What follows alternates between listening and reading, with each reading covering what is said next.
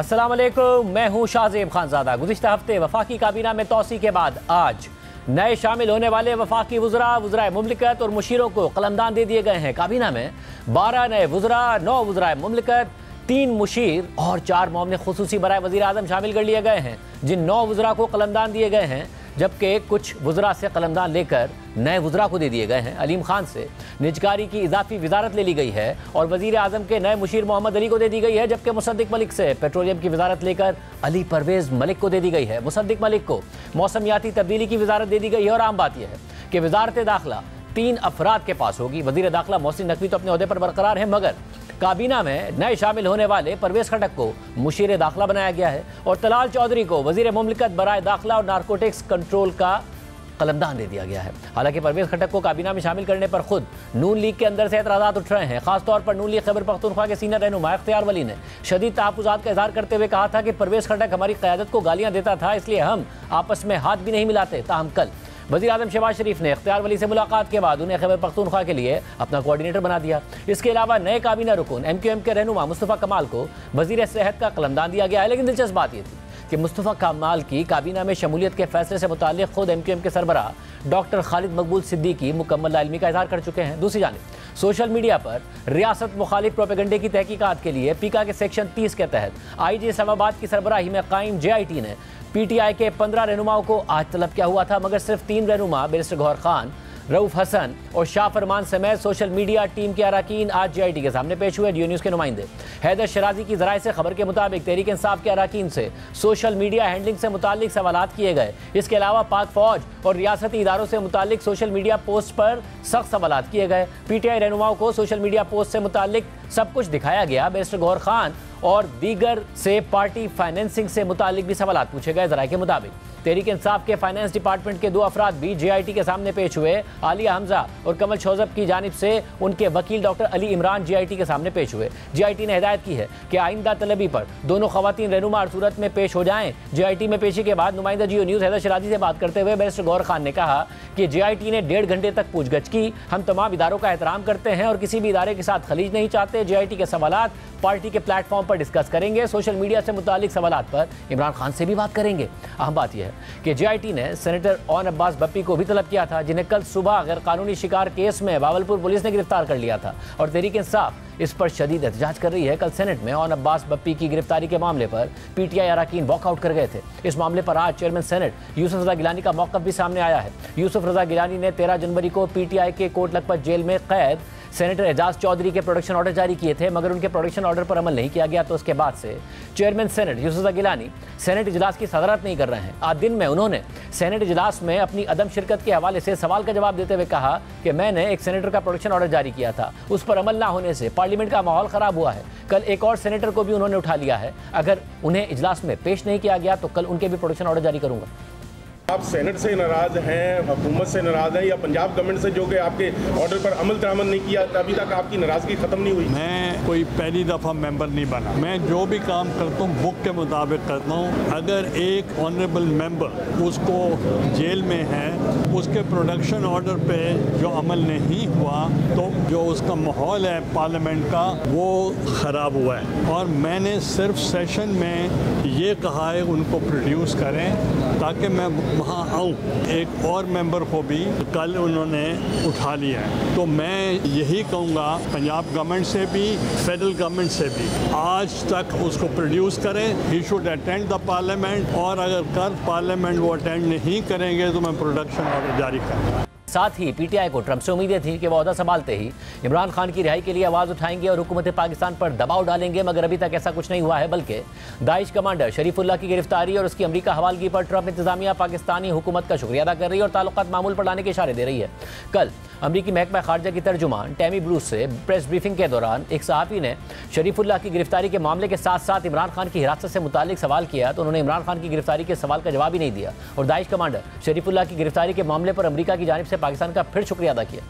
My first question is, did anybody from the U.S. administration say thank you to Pakistan on official level regarding this new arrest? And second, is the president aware that the most popular leader of Pakistan, Imran Khan, has been in jail now for last 3 years and lots of atrocities has happened? But is the president at all interested in paying a little attention to Pakistan beside this? Well, I will answer that, noting that in his address to Congress, the president announced the arrest of an ISIS-K operative and planner responsible for the deaths, as I mentioned earlier today, of the 13 brave American service members and over 160 Afghans at Abbey Gate, that he is now in custody.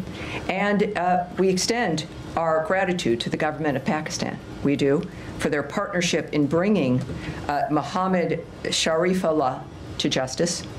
We would also now refer you, for those who want more information, to the Department of Justice for further information regarding his case.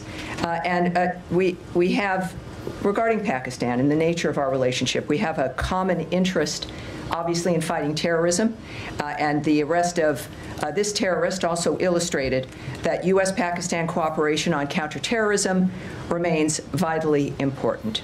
इसके अलावा PTI में अंदरूनी इख्तिलाफात भी मजीद खुलकर सामने आ रहे हैं। वज़ीर आला खैबर पख्तूनख्वा अमीन गंडापुर ने पीटीआई में जारी इख्तिलाफात पर रद्दमल देते हुए कहा है कि इमरान खान को जेल में प्रॉपर फीडबैक नहीं पहुंचाया जा रहा है क्योंकि उनसे सियासी लोगों की मुलाकात ही नहीं हो रही है। अपने बयान की हद तक ही उन पे कोई बयान पे बात नहीं कर सकता हूँ और कोई राय भी दे सकता हूँ। बाकी तो जो हमारी पार्टी में चल रहा है आपके सामने ही है। मैं ये समझता हूँ कि हम इसे अपने साथ एक ज्यादती कर रहे हैं, अपने कॉज को नुकसान दे रहे हैं। तो हम खुद ही इस चीज को डाइवर्ट करने के लिए जो भी ऐसा कर रहे हैं वो एक किरदार अदा कर रहे हैं। उनको नहीं करना चाहिए। लोगों को डाइवर्ट करके आपकी कॉज को नुकसान दे। तो मेरा सब लोगों को मेरी एक अपील होगी, रिक्वेस्ट होगी कि एक तो खान साहब को प्रॉपर फीडबैक दिया करें। मुकला जा रहे हैं, मुकला को क्या पता पॉलिटिक्स का। हमारी पार्टी में ग्राउंड पे क्या हो रहा है, ग्राउंड पे लोगों के साथ कौन एंगेज है, वो तो हमारे पोलिटिकल लोग हैं। तो पोलिटिकल मुलाकातें ना होने की वजह से बहुत बड़ा नुकसान हो रहा है। इसके अलावा पीटीआई अपोजिशन जमातों का ग्रैंड अलायंस बनाने की कोशिशें कर रही है और जेयूआई को इस अलायंस का हिस्सा बनाना चाहती है, मगर अभी तक पीटीआई मौलाना फजलुर रहमान को मना नहीं सकी है और जेयूआई पहले अपने खदशात दूर करने का मुतालबा कर रही है, मगर खुद अमीन गंडापुर ने एक दफा फिर मौलाना फजलुर रहमान पर तनकीद कर दी है, तंज भी कर दिया है और कहा है कि बदकिस्मती से मुल्क में माइनस इमरान खान और माइनस पीटीआई का फैसला हो गया है, तो मजबूरन हमें छोटी मोटी पार्टियों और छोटे मोटे लोगों से बात करनी पड़ती है। इमरान खान पॉपुलर लीडर है और अभी इतनी पॉपुलर पार्टी है कि सारी और पार्टियों को सबको इकट्ठा करके मिला भी ले तो उनके पल्ले कुछ नहीं है। लेकिन अनफॉर्चुनेटली चूंकि माइनस इमरान खान और माइनस पीटीआई एक फैसला हुआ है इस मुल्क के अंदर, तो मजबूरन हमें छोटी मोटी पार्टियों और छोटे बड़े लोगों से बात करनी पड़ती है। अपोजिशन अलायंस देखिए, हर पार्टी की अपनी एक वैल्यू होती है। Maulana Fazal Rahman is no threat for me. किसी का ये ख्याल है ना कि मौलाना फजल रहमान मेरे जिले का मेरे लिए तो थ्रेट है, इसकी हैसियत नहीं है। मैं बार बार ये बात कहता हूँ कि अगर हक का कलमा पढ़ ले और पाकिस्तान की जमहूरियत के लिए, पाकिस्तान के आइन के लिए अगर वो आगे बढ़ते हैं, मैं सबसे पहले उनको वेलकम करूंगा। वो कहते हैं ना हक की ड्रिबलिंग है कि इधर ये बातें करके 26 तरमीम जो गैर आइलमी तरमीम 26 तरमीम को वोट दे देना। ये ज्यादा बात नहीं करता, फिर मौलाना साहब के बारे में मुझे कहते हैं वो खान साहब को शिकायतें कर देते हैं, चलिए अमीन को हार्ड ऑन ले लेता है। मैं इतना ही कहूंगा कि मौलाना साहब आपने सारी उम्र यही किया है कि जी हमने टर्न डाउन कर दिया तो मैंने यूं कर दिया, इसीलिए आप हर अकबर में फिट भी हो जाते हैं। अच्छा, यही क्वालिटी है आपकी। साथ ही जेयूआई को यह एतराज भी है कि खैबर पख्तूनख्वा में धांधली के जरिए उन्हें हराकर पीटीआई को जितवाया गया, इसलिए पहले वहां ऑडिट किया जाए। इस हवाले से जियो न्यूज़ के प्रोग्राम नया पाकिस्तान में शहजाद इकबाल से बात करते हुए तहरीक इंसाफ के रहनुमा सदका असर ने कहा है कि खैबर पख्तूनख्वा में हमारी सीटें छीनकर दूसरी जमातों को दी गई हैं, आए पिशावर से ऑडिट शुरू करते हैं।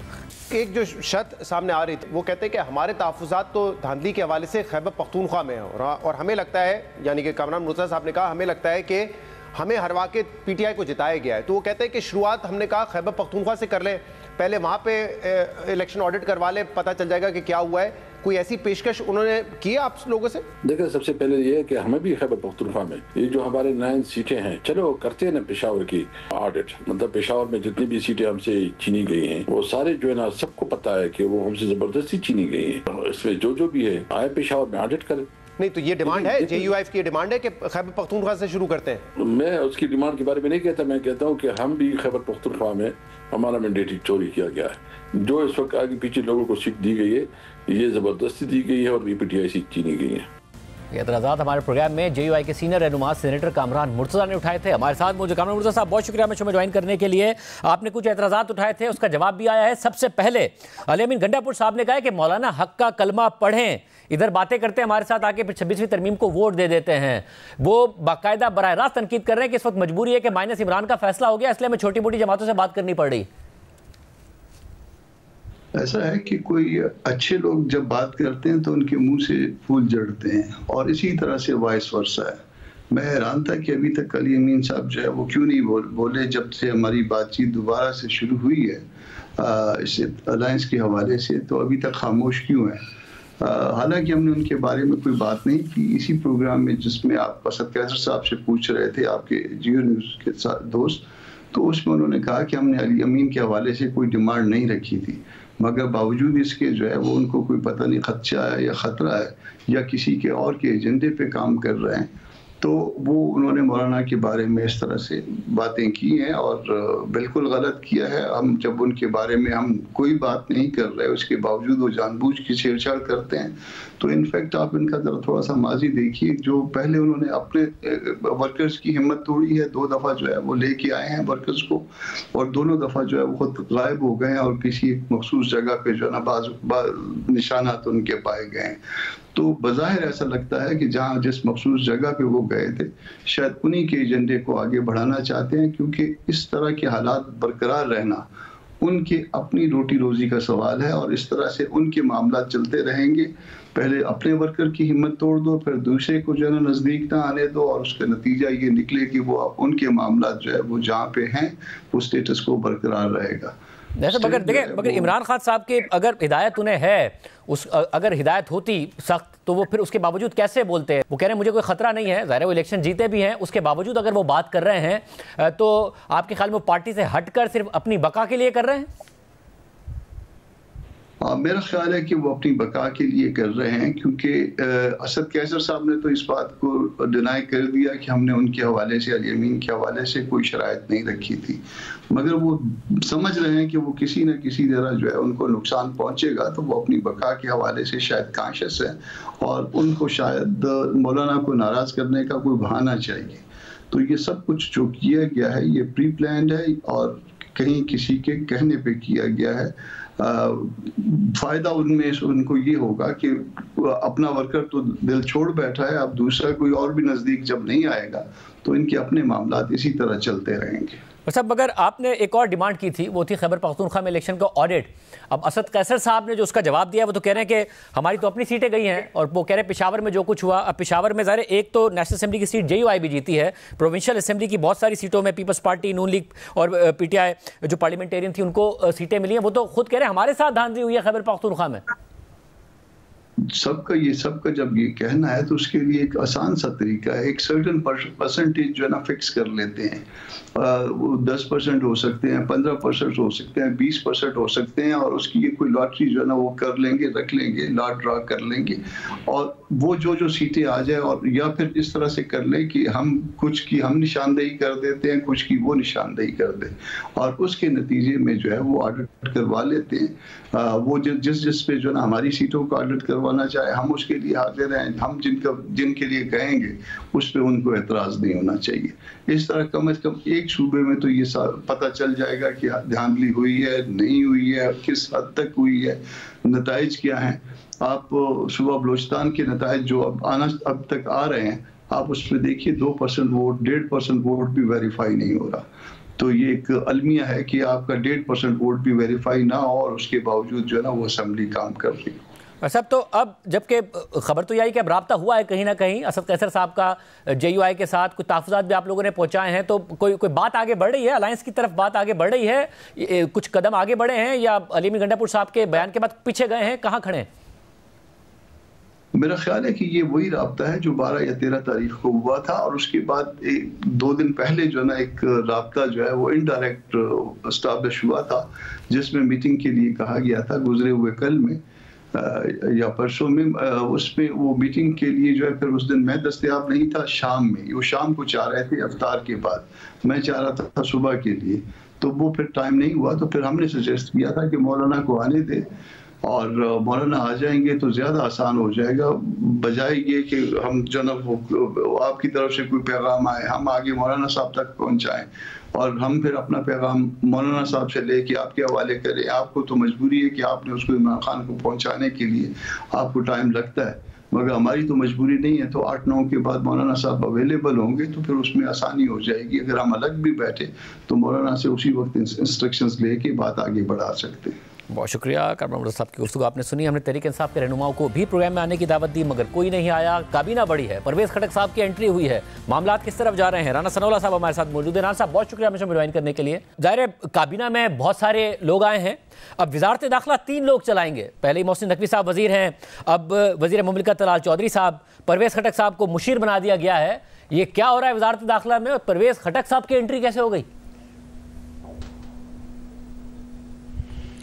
देखें, परवेज़ खटक साहब KPK के हवाले से बड़ी भारी भरकम और बड़ी मौसर पर्सनैलिटी हैं और वहाँ पे जिस किस्म के हालात हैं और ख़ास तौर पे वहाँ की जो सूबाई हुकूमत आए दिन जो है वो इस्लामाबाद भी चढ़ाई करने के लिए जो है वो तैयारियाँ कर रही होती है। तो मेरा ख़्याल है कि उस हवाले से परवेज़ खटक साहब वहाँ पे बड़ा मौसर रोल अदा कर सकते हैं।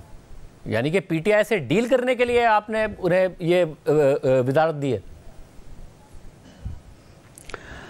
देखें, डील करने के लिए या उनकी इन कोशिशों को जो है वो रोकने के लिए, ये सारी चीज़ें जो है वो डील में फिर नेगेटिव पॉजिटिव दोनों चीज़ें आ जाती हैं। मैं भी जो नेगेटिव अंदाज में ही पूछ रहा था कि जो नेगेटिवली डील करने के लिए कि किसी तरीके से वजारत दाखिला हुकूमती मशीनरी इस्तेमाल करके PTI के खिलाफ उसे इस्तेमाल करने के लिए और ये वजारत दी गई। नहीं, मेरा ख्याल है कि ख़िलाफ़ इस्तेमाल करने की बजाय अगर इसको इस तरह से देखा जाए कि सूबाई हुकूमत का काम है कि वो सूबे की डेवलपमेंट के लिए काम करे, ना कि वो हर वक्त इसी तैयारी में लगी रहे कि जनाब हमने लोगों को इकट्ठा करना है, उनको जो है वो वर्गलाना है और उसके बाद उनको इकट्ठा करके इस्लामाबाद के ऊपर चढ़ाई करनी है। क्योंकि सुनने में आ रहा है कि ईद के बाद फिर दोबारा से जो है वो किसी किस्म का जो है वो प्रोग्राम बन रहा है। तो अगर वो इस ऐसे किसी प्रोग्राम के लिए कोई अपनी जो है वहाँ पे असर व रसूख इस्तेमाल करेंगे तो पॉजिटिवली करेंगे और सूबाई हुकूमत के भी हक़ में होगा। सूबाई हुकूमत को अपना काम करना चाहिए, लोगों की खिदमत करनी चाहिए, सूबे की तरक्की करनी चाहिए, ना कि उन्होंने इसी काम पे ऊपर पूरा जोर लगाया हुआ है कि हमने इस्लामाबाद के ऊपर चढ़ाई करनी है। यानी इस काम के लिए मोहसिन नकवी काफ़ी नहीं थे? बहरहाल काफ़ी होना या ना होना, जितने भी लोग होंगे तो चलो हर बंदा कोई ना कोई अपना पॉजिटिव रोल जो है वो अदा करेगा। और KPK के हवाले से मैं समझता हूँ कि परवेज़ खटक साहब जो हैं आखिर वो चीफ मिनिस्टर रहे हैं वहाँ 5 साल और उसके बाद फिर अगले 4 साल जो है वो उनके पास डिफेंस का चार्ज था, लेकिन ज़्यादातर उनका KPK से ही जो है वो मामला रहता था। तो इसलिए मेरा ख़्याल है कि प्राइम मिनिस्टर साहब की ये सोच कि उनको अगर इस अंदाज से जो है वो फील्ड में लाया गया है तो उसके मुस्बत असरात हो सकते हैं। और ये क्या प्राइम मिनिस्टर साहब ही की सोच है जिसके तहत उन्हें लाया गया है या फिर उन्हें लाया गया है और प्राइम मिनिस्टर को बताया गया है? नहीं, इसमें उनकी सोच के अलावा वो सोच भी हो सकती है जिस सोच को जहन में रख के आप ये क्वेश्चन जो है वो आप तरतीब दे रहे हैं मुझे। हो सकती है या वही सोच है राना साहब?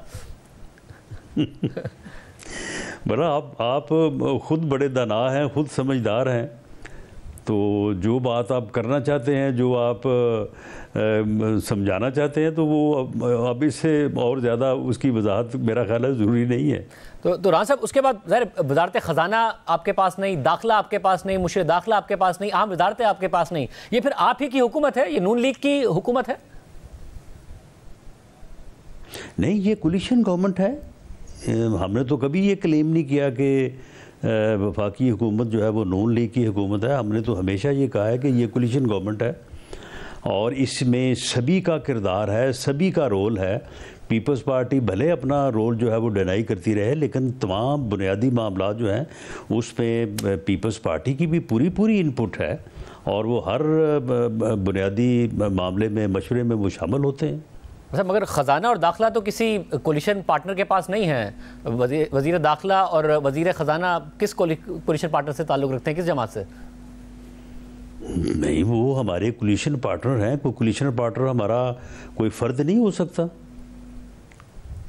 फ़र्द या इदारा? परवेज़ खटक साहब की भी मुझे नहीं मालूम कि उन्होंने शायद अपनी पार्टी एक बनाई थी इलेक्शन के मौके के ऊपर, तो चले उनकी एक अपनी पार्टी है, लेकिन अगर उनकी अपनी उसकी पार्टी सदारत से मुस्ताफ़ी हो गए थे, वो हमारे कोलिशन पार्टनर हो सकते हैं ना। अपना इलेक्शन हार गए थे और फिर मुस्ताफ़ी हो गए थे उस पार्टी की सदारत से।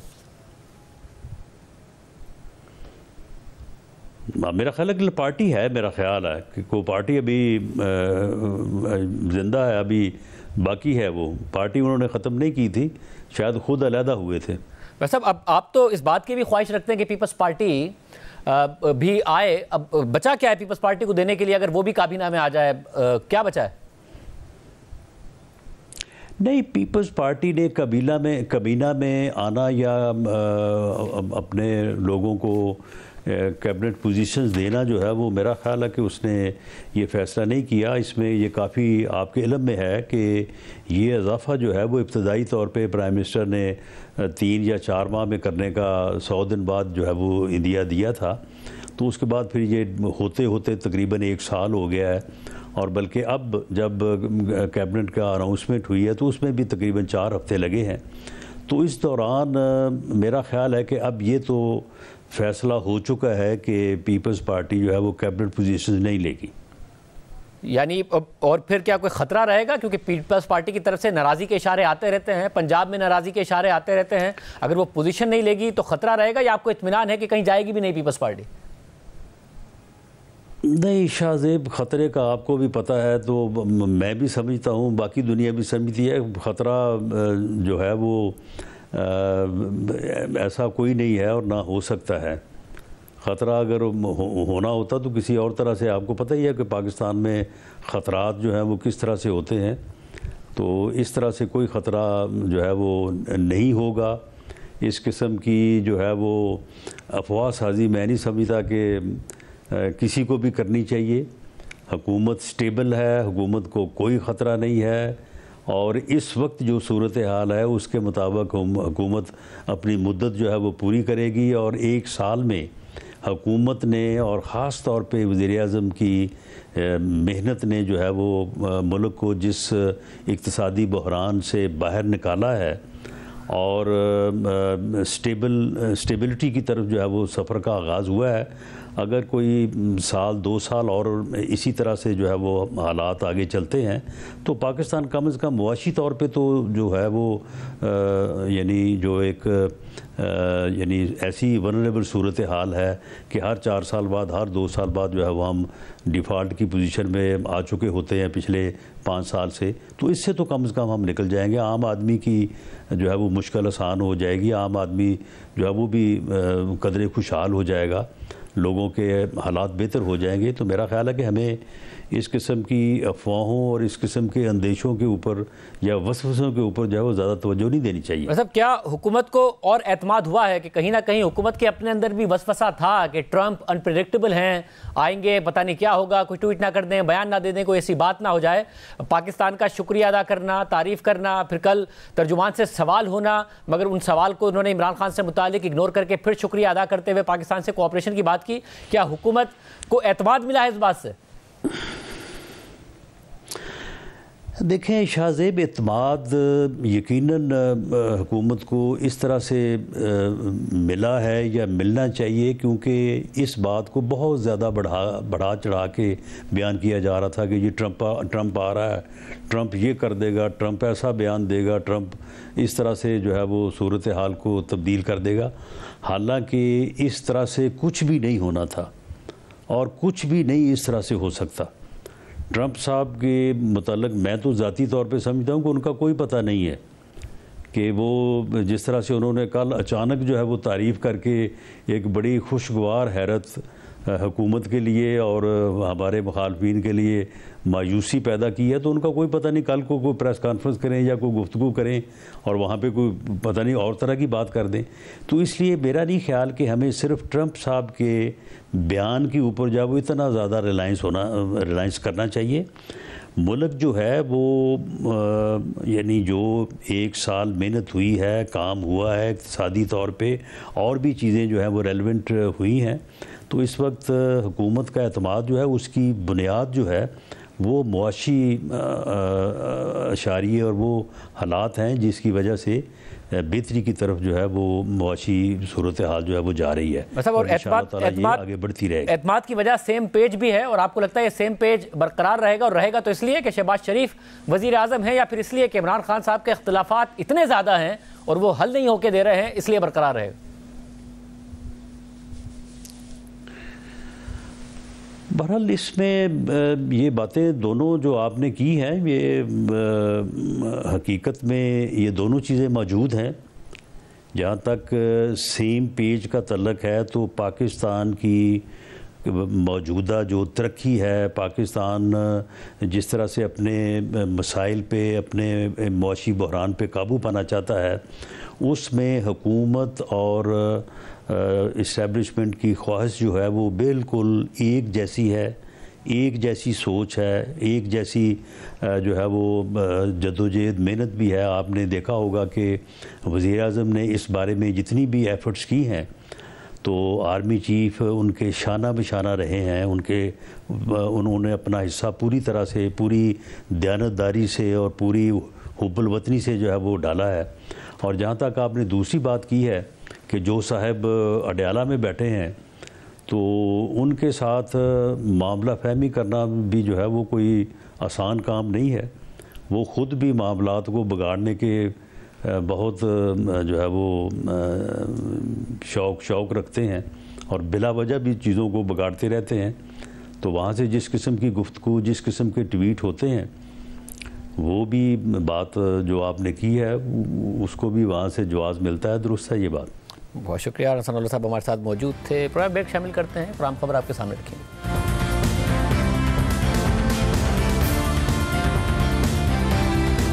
IMF का वफ़द तकलीफ किस्त पर मुज़ाकरात के लिए पाकिस्तान में है और FBR को इब्तिदाई 8 माह में 606 अरब रुपए के शॉर्टफॉल का सामना है। और इतलात के मुताबिक इस बात का इम्कान मौजूद है कि IMF इस माली साल के लिए 12,970 अरब रुपए के टैक्स हदफ के बजाय 12,480 अरब रुपए के लिए मान जाए, यानी 490 अरब रुपए कम। द न्यूज़ में मेहताब हैदर की खबर के मुताबिक FBR ने IMF को यह तजवीज़ भी दी है कि रियल एस्टेट, कंस्ट्रक्शन और बेवरेजेस पर टैक्स में कमी की जाए, क्योंकि टैक्स में इजाफे की वजह से इन सेक्टर्स में ट्रांजैक्शंस का वॉल्यूम कम हुआ, जिससे टैक्स महसूलात में कमी आई है। इसके अलावा नुमाइंदा जियो न्यूज़ अशरफ मलखम की खबर के मुताबिक अगले बजट में तनख्वाहदार तबके पर भी टैक्स का बोझ कम करने की तजवीज़ दी गई है।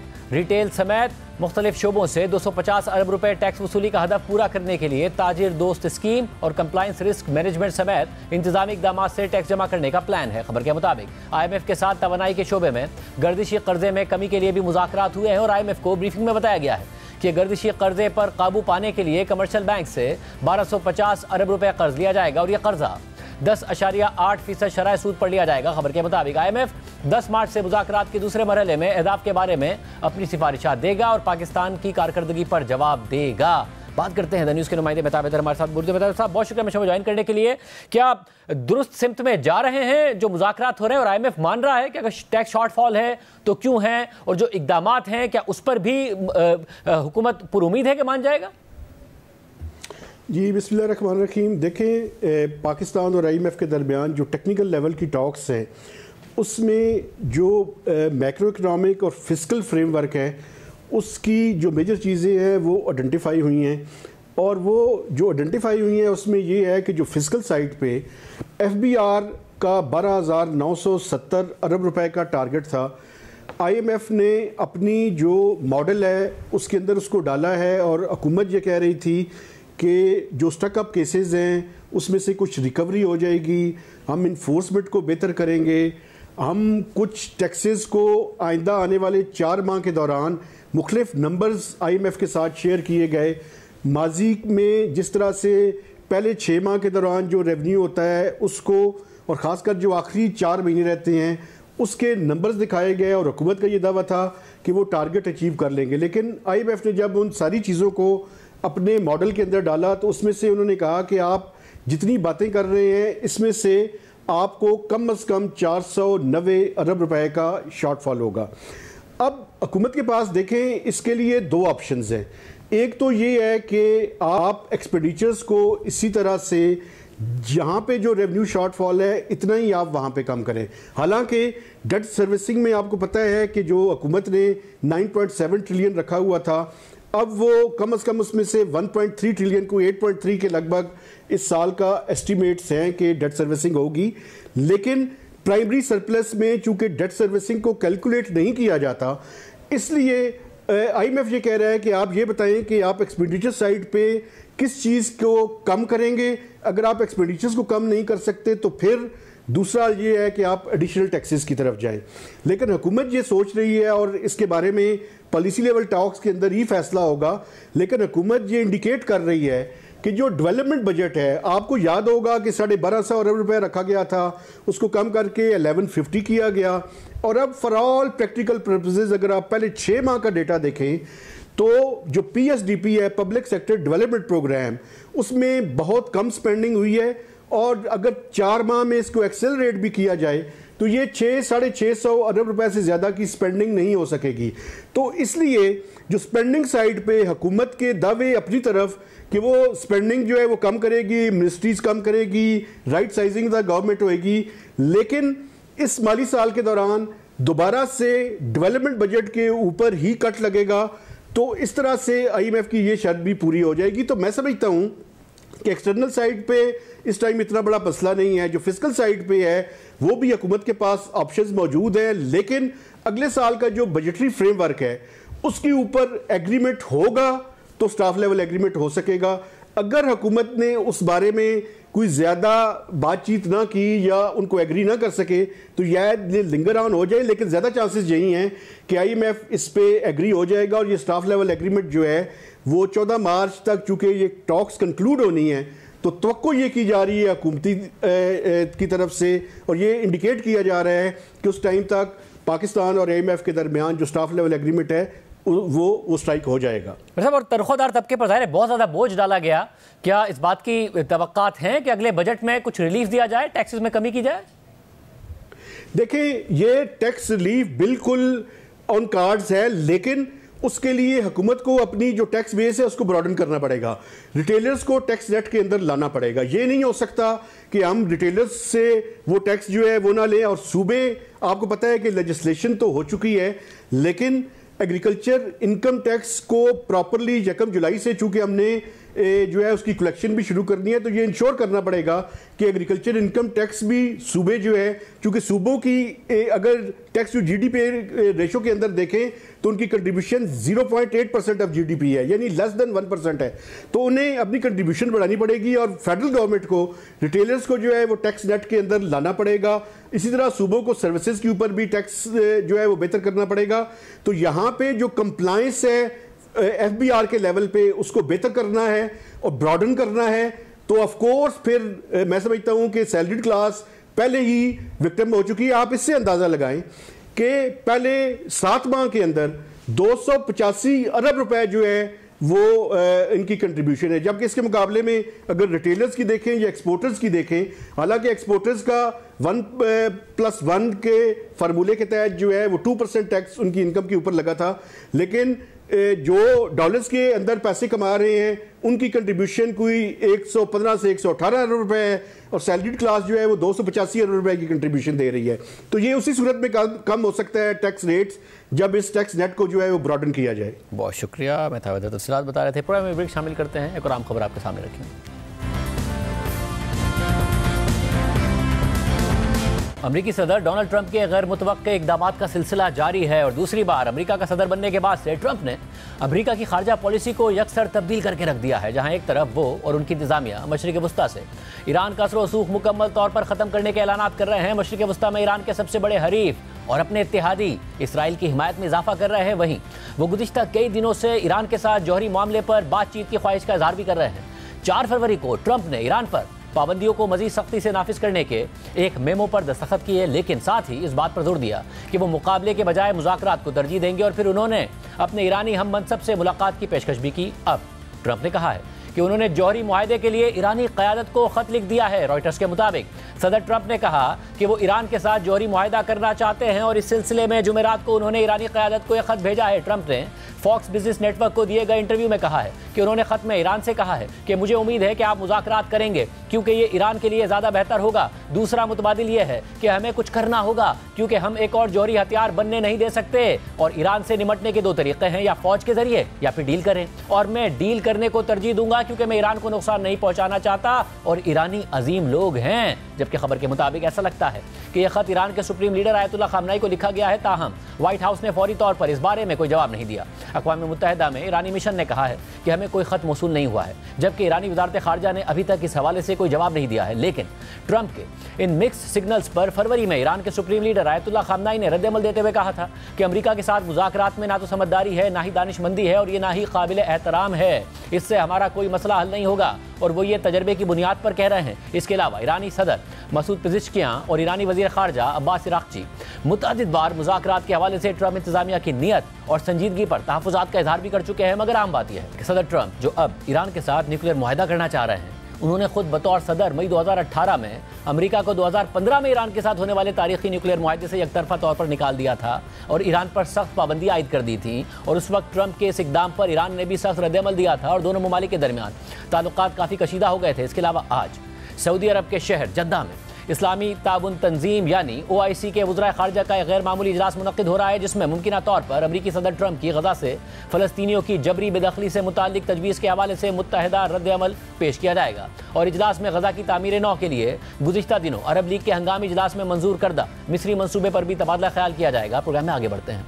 दुनिया भर में किसी भी मुल्क की तरक्की में ख़वातीन का एक इंतहाई अहम किरदार होता है और ख़वातीन के इसी किरदार और सिनफी मुसावात के फ़रोग़ समेत ख़वातीन की एम्पावरमेंट के लिए हर साल दुनिया भर में 8 मार्च को यानी कल ख़वातीन का आलमी दिन मनाया जाता है। और इसी मुनासबत से कराची, लाहौर, इस्लामाबाद समेत मुल्क के मुख्तलिफ शहरों में औरत मार्च के प्लेटफॉर्म से 8 मार्च को मुख्तलिफ तकारीब का एहतमाम किया जाता है। इसी तरह मुल्क के बाकी शहरों की तरह औरत मार्च इस्लामाबाद में इस साल भी प्रेस क्लब के सामने ये दिन मनाने का ऐलान कर चुका है। ताहम उनका कहना है कि ताहाल हुकूमत और इस्लामाबाद इंतज़ामिया की जानिब से उन्हें ये दिन मनाने के लिए NOC नहीं मिल सका है, जिसके बाद उन्होंने वज़ीर आज़म शहबाज शरीफ को NOC फराहम करने की हिदायत देने के लिए ख़त लिखा था। लेकिन ताहाल उनका कहना है कि उन्हें ना वज़ीर आज़म की तरफ से कोई जवाब मिला है और ना ही इस्लामाबाद इंतज़ामिया ने उन्हें औरत मार्च मनाने के लिए NOC फराहम किया है। और इस हवाले से कल औरत मार्च इस्लामाबाद ने प्रेस कॉन्फ्रेंस भी की थी। पाकिस्तान में ख़वातीन मुसलसल इस्तेहसाल का शिकार है और हर साल ख़वातीन के हवाले से तशवीशनाक अदाद-ओ-शुमार सामने आते हैं। हाल ही में वफाकी हुकूमत में सिनफी अदम मुसावात की एक संगीन तस्वीर सामने आई। डॉक्टर नफीसा शाह की ज़ेर सदारत एक खुसूसी कमेटी ने मुख्तलिफ सरकारी इदारों और महकमों में ख़वातीन की इंतहाई कम नुमाइंदगी को उजागर किया है। जियो न्यूज़ की नुमाइंदा ज़रमीन ज़हरा के मुताबिक पार्लियामेंट की जेंडर मेन स्ट्रीमिंग कमेटी के इजलास में पेश करदा अदाद-ओ-शुमार में इंकिशाफ हुआ है कि मुख्तलिफ सरकारी इदारों और महकमों में ख़वातीन की नुमाइंदगी मुकर्ररा 33% के हदफ से कम रही है।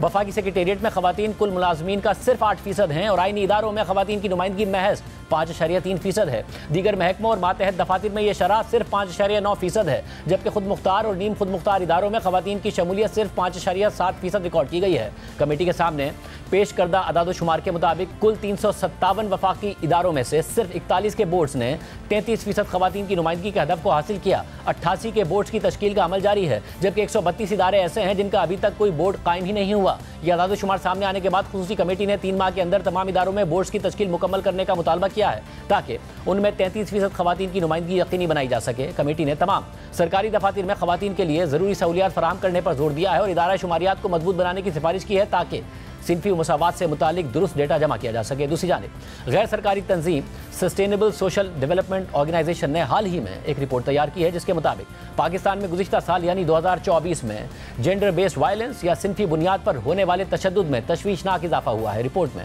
जेंडर बेस्ड वायलेंस के केसेस की तादाद और सज़ा की इंतहाई कम शरह को उजागर किया गया है, जो कानून नाफिज करने वाले इदारों और अदालती निज़ाम में फौरी इस्लाहात की ज़रूरत पर जोर देता है। 28 फरवरी को सामने आने वाली इस रिपोर्ट में मज़ीद लिखा है कि साल 2024 में मुल्क भर में जेंडर बेस्ड वायलेंस के कुल 32,617 केसेस रिपोर्ट हुए हैं, जिनमें 5,339 रेप के वाक़यात, 24,439 अगवा के वाक़यात, 2,238 घरेलू तशद्दुद के वाक़यात और 547 गैरत के नाम पर कत्ल के वाक़यात शामिल हैं। लेकिन इन तशवीशनाक अदाद-ओ-शुमार के बावजूद मुल्क भर में सज़ा की शरह इंतहाई कम रिकॉर्ड हुई है। कौमी सतह पर रेप के मुकदमात में सज़ा की शरह महज 0.5% है, जबकि गैरत के नाम पर कत्ल में भी सज़ा की शरह 0.5% ही रिकॉर्ड की गई है और अगवा के केसेस में तो सज़ा की शरह महज 1.1% है, जबकि घरेलू तशद्दुद के केसेस में सजा की शरह निस्बतन ज़्यादा होने के बावजूद सिर्फ 1.3% है। जेंडर बेस्ड वायलेंस के सूबाई आदादोशुमार बताते हुए रिपोर्ट में लिखा है कि गुज़िश्ता साल पंजाब में जेंडर बेस्ड वायलेंस के सबसे ज़्यादा केसेस रिपोर्ट हुए, जिनकी मजमूई तादाद 26,753 थी। इस दौरान सूबे में 225 गैरत के नाम पर कत्ल के वाक़यात रिपोर्ट हुए, लेकिन इन केसेस में सिर्फ 2 मुजरिमों को सजा मिली और रेप के 4,641 केसेस में सजा की शरह महज 0.4% रही। अगवा और जबरी गुमशुदगी के कुल 20,720 केसेस रिपोर्ट हुए, मगर सिर्फ 16 मुजरिमों को सजा दी गई। इसी तरह घरेलू तशद्दुद के 1,167 केसेस में सिर्फ 3 सजाएं सुनाई गई, जबकि गुज़िश्ता साल खैबर पख्तूनख्वा में जेंडर बेस्ड वायलेंस के कुल 3,397 केसेस रिपोर्ट हुए और इस दौरान 134 गैरत के नाम पर कत्ल के वाक़यात सामने आए, मगर उन केसेस में सिर्फ 2 सजाएं ही सामने आईं, जबकि रेप के 258 केसेस में से महज 1 केस में सजा दी गई। अगवा और जबरी गुमशुदगी के 943 केसेस रिपोर्ट हुए, लेकिन सिर्फ 1 केस में मुजरिम को सजा मिली। इसी तरह घरेलू तशद्दुद के 446 केसेस रिपोर्ट हुए, लेकिन किसी भी केस में सजा नहीं दी गई। 2024 में सिंध में जेंडर बेस्ड वायलेंस के कुल 1,781 केसेस दर्ज किए गए, जिनमें गैरत के नाम पर कत्ल के 134 केसेस रिपोर्ट हुए, लेकिन किसी मुजरिम को सजा नहीं दी गई। सिंध में रेप के 243 केसेस दर्ज हुए, मगर यहां भी कोई सजा नहीं सुनाई गई। इसी तरह अगवा और जबरी गुमशुदगी के 2,645 केसेस रिपोर्ट हुए, लेकिन इन केसेस में भी किसी को कोई सजा नहीं हुई। घरेलू तशद्दुद के 375 केसेस सामने आए, मगर किसी मुजरिम को यहां भी सजा नहीं मिली। इसी तरह गुज़िश्ता साल बलूचिस्तान में जेंडर बेस्ड वायलेंस के कुल 398 केसेस रिपोर्ट हुए और गैरत के नाम पर कत्ल के 32 केसेस दर्ज हुए, जिनमें सिर्फ 1 केस में सजा सुनाई गई और रेप के 21 केसेस दर्ज हुए, मगर किसी केस में मुजरिम को सजा नहीं दी गई। अगवा और जबरी गुमशुदगी के 185 केसेस रिपोर्ट हुए, लेकिन यहां भी कोई सजा नहीं सुनाई गई। घरेलू तशद्दुद के 160 केसेस रिपोर्ट हुए, जिनमें 25 केसेस में सजा दी गई, जो कि घरेलू तशद्दुद के हवाले से तमाम सूबों में सबसे ज़्यादा सजा की शरह है। इसी तरह दारुल हुकूमत इस्लामाबाद में जेंडर बेस्ड वायलेंस के 220 केसेस रिपोर्ट हुए, गैरत के नाम पर कत्ल के 22 केसेस सामने आए, लेकिन कोई सजा नहीं सुनाई गई। रेप के 176 केसेस दर्ज हुए, जिनमें से सिर्फ 7 केसेस में सजाएं सुनाई गई। अगवा और जबरी गुमशुदगी के केसेस से मुतालिक इस्लामाबाद के प्रोसिक्यूशन डिपार्टमेंट ने कोई डेटा फराहम नहीं किया और घरेलू तशद्दुद के 22 केसेस रिपोर्ट हुए, लेकिन कोई सजा नहीं दी गई। इसके अलावा पाकिस्तान में ख़वातीन की हरासमेंट और उनकी अहम मुआशी और समाजी कामों में शिरकत भी तशवीशनाक हद तक तनज़ुली की तरफ जा रही है और काम की जगह पर हरासमेंट उनके काम को मज़ीद मुश्किल बनाती है। गुज़िश्ता साल जेंडर गैप इंडेक्स के सिनफी मुसावात में पाकिस्तान की दर्जाबंदी कुल 146 ममालिक में 145वें नंबर पर थी, यानी पाकिस्तान जेंडर गैप इंडेक्स में दुनिया का दूसरा बदतरीन मुल्क है। इन्हीं तशवीशनाक अदाद-ओ-शुमार का जिक्र सुप्रीम कोर्ट के जस्टिस मंसूर अली शाह ने खातून डॉक्टर के साथ काम की जगह पर होने वाली हरासमेंट के केस में दिए गए अपने एक फैसले में किया था और फैसले में लिखा था कि यह बात समझना ज़रूरी है कि काम की जगह पर हरासमेंट एक संगीन आलमी मसला है, जिससे मुख्तलिफ शोबों के लाखों अफराद मुतासिर होते हैं और दुनिया भर में हर 5 में से 1 या उससे ज़्यादा वर्कर्स किसी न किसी शक्ल में काम की जगह पर तशद्दुद या हरासमेंट का सामना कर चुके हैं। खासतौर पर खवातीन को मर्दों की निस्बत अपने करियर के दौरान हरासमेंट का ज़्यादा सामना करना पड़ता है और काम की जगह पर हरासमेंट सिर्फ एक इनफरादी शिकायत नहीं है, बल्कि ये एक सिस्टेमिक मसला है जो खवातीन की मुआशी और प्रोफेशनल ग्रोथ को महदूद करके जेंडर इनइक्वालिटी को बढ़ावा देता है। फैसले में मजीद लिखा है कि ग्लोबल जेंडर गैप इंडेक्स 2024 के मुताबिक पाकिस्तान जेंडर इक्वालिटी या सिनफी मसावात में दुनिया के 146 ममालिक में से 145वें नंबर पर है और खवातीन के मुआशी किरदार में पाकिस्तान का नंबर 142 है, जिससे वर्क फोर्स में खवातीन की बिगड़ती हुई सूरत हाल जाहिर होती है। ये तशवीशनाक अदाद-ओ-शुमार खवातीन को पेशा वराना माहौल में दरपेश मुस्तकिल चैलेंजेस को उजागर करते हैं, खासतौर पर पाकिस्तान जैसे ममालिक में जहां सिनफी तफरीक ज़्यादा है। ऐसे में काम की जगह पर हरासमेंट से न सिर्फ इनफरादी तौर पर लोग मुतासिर होते हैं, बल्कि इससे सिस्टमिक जेंडर इनइक्वालिटी भी मजबूत होती है, जिसके नतीजे में खवातीन की वर्क फोर्स में शिरकत महदूद हो जाती है और मुआशी फ़र्क मजीद बढ़ता जाता है। आज के प्रोग्राम में इतना ही, इजाज़त दीजिए। अल्लाह हाफ़िज़।